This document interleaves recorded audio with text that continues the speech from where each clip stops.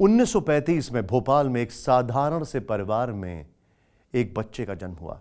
बंटवारे के बाद वो 12 साल का बच्चा परिवार समेत पाकिस्तान चला गया। 1980 और 1990 के दशक आते आते वो पाकिस्तान की सबसे पावरफुल शख्सियत बन गई।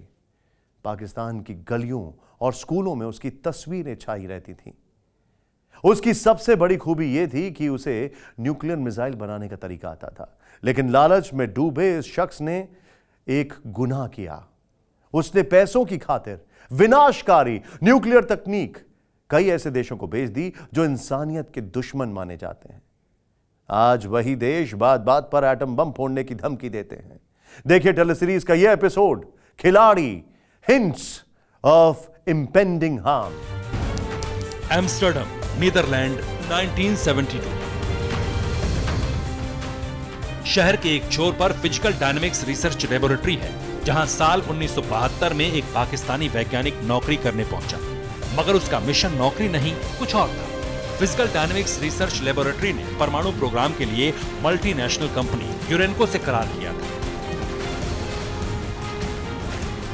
पाकिस्तानी वैज्ञानिक यूरेनको के एटमी प्रोग्राम के सारे सीक्रेट जुटा रहा था। इस साइंटिस्ट का नाम था डॉक्टर अब्दुल कदीर खान।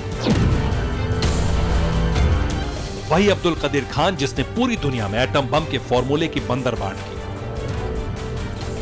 खुद की कंपनी खड़ी कर कदीर खान ने एटम बम के ईंधन संवर्धन के लिए जरूरी चिप्पी सेंट्रीफ्यूज को कई देशों को बेचा।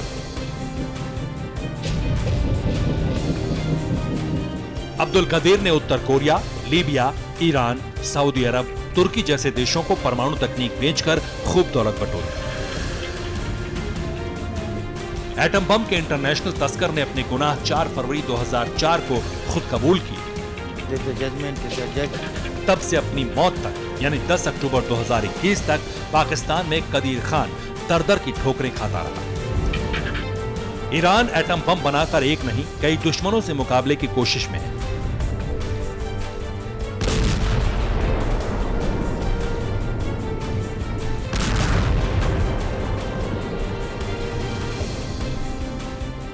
ईरान के सबसे बड़े दुश्मन अमेरिका, इजराइल और सऊदी अरब है।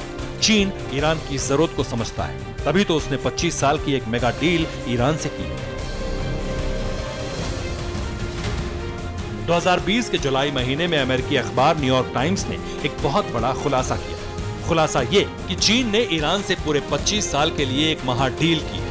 ये डील दोनों मुल्कों ने दुनिया से नजरें बचाकर की थी। 18 पन्नों के डॉक्यूमेंट में कैद इस महाडील का सार ये था कि अगले 2.5 दशक तक चीन बहुत ही सस्ते दाम में ईरान से तेल खरीदेगा और बदले में चीन ईरान में अपने विस्तारवाद का नया अध्याय लिखेगा। चीन की इस डील के पीछे मकसद था मिडिल ईस्ट। इस मदद के जरिए चीन ने मिडिल ईस्ट में इनडायरेक्ट एंट्री हासिल कर ली।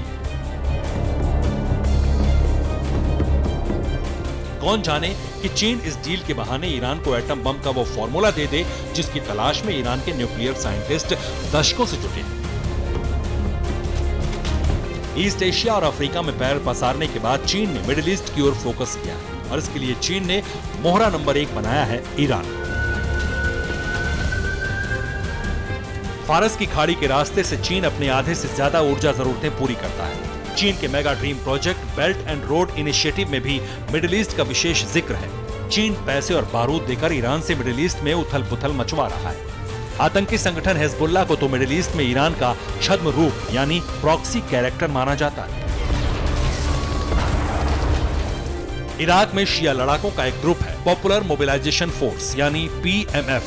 ये संगठन भी मिडिल ईस्ट में ईरान की बादशाहत बनाने के लिए खून खराबा करता है। यमन में हूती विद्रोहियों को ईरान का फुल सपोर्ट है। सीरिया में शिया शासन के लिए ईरान रिबेल आर्मी का साथ देता है। सिर्फ इतना ही नहीं, चीन चोरी छिपे ईरान की न्यूक्लियर ताकत को भी बढ़ाने के मिशन पर जुटा है। बीजिंग के न्यूक्लियर साइंटिस्ट तेहरान में आते जाते रहते हैं।